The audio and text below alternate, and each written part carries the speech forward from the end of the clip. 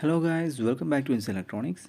So in today's episode, let's take a look at this 9-watt Crompton made LED bulb that is received as a part of the Ujjwala campaign. So this bulb is in use since the last one and a half years, and recently it started showing some issues. And by issue, I mean this bulb does not want to get turned on. When you turn it on, it just keeps on flickering. So let me demonstrate that by connecting it to the wall adapter, and let me turn off the other lights in my room, and you can see that the bulb does not want to light up, it just keeps on flickering. So this is the problem of this bulb, and let's see whether this can be fixed or not. So the first thing we have to check for is the LED driver. Now to do that, all you have to do is measure the voltage at those two pins, and you can see it's around 110 volts. That means the driver side is fine. So there could be some issues with the LED or something with the driver as well. So let me turn it on once again, and you can see how dim it is. So the first thing we have to do is, after unplugging it, is to make sure that we discharge those two pins by shorting it out, of course, because I hope you have seen that there was a capacitor. There is always going to be a capacitor at the output side which can hold a charge, especially when the bulb is not getting turned on, because there is no way for the voltage to just disappear. So let's take a look at the driver side, and I can immediately spot a problem. The capacitor is bulged. I'm not sure whether you can see it because it's a bit difficult to focus onto that, and it is black inside.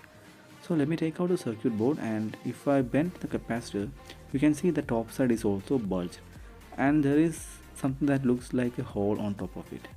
Maybe the capacitor inside has already vented, but it can happen because, given the condition of this bulb, this was actually being in use even during the daytime as well. So the temperature inside can actually get really hot. So yeah, it can happen. And now I need to replace it with a different capacitor. So I went through my parts bin, and I was not able to find a 100 volt 63 microfarad capacitor. Instead, what I have here is a 10 microfarad 450 volt rated capacitor. But for the time being, it will do the job just fine because it's all about that last minute filtering.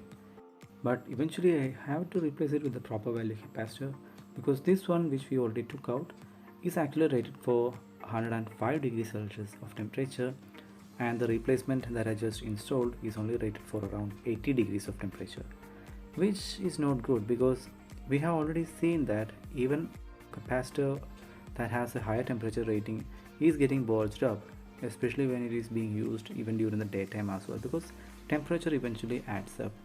So this 105 degree capacitor is the best match for this one. So eventually I will find it out, but until then I can only deal with what I have. So let me now plug it in, and let's see whether the issue is fixed or not. But again, even after replacing the capacitor, you can see it is not fixed. The LED is just flickering. So there is something else wrong with this particular bulb. So let's have a closer look. And after having a closer inspection, that I decided that we need to take out the circuit board, and here it is, took out entirely from the casing. All you have to do is just desolder it from the top side. I'm not able to find any kind of faulty components inside, like burnt up resistor or anything else. All the components look fine, and most importantly, the chip that they use, this is in fact a buck converter, and the IC that they have used here can handle LEDs of different wattages basically. And here is something interesting that I found out while having a closer inspection, that there is one black dot in one of that LED. So I'm not sure whether that was there previously, but I just noticed that. And to check whether the LEDs are fine or not, here I have my custom built LED tester. If you want to see a video of that thing, just tell me in the comments below. I shall make a separate video. And the LED tester is connected to the voltmeter as well. So let's use this to test those LEDs individually. And you can see by connecting across them, the voltage in the voltmeter is actually dipping down to around 9 volts. That is because this is not a single LED chip. This is actually a 3-in-1 package, 3 chips in one LED package. So while inspecting, I found that there is one chip that is not lighting up properly, so which is this one right there. that LED is not lighting up. And as I said, these are not the regular 3-volt LEDs, these are 9-volt LEDs. And since I don't have a replacement readily available, I am just going to bypass that LED using a piece of wire that I found.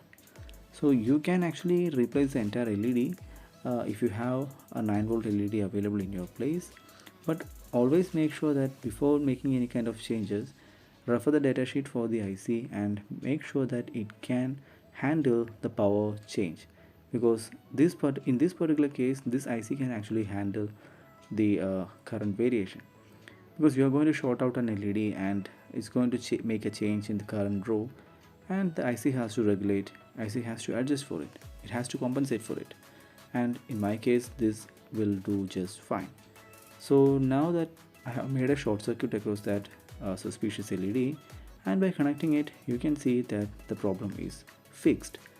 So that is how you can fix an LED bulb if it has a flickering problem.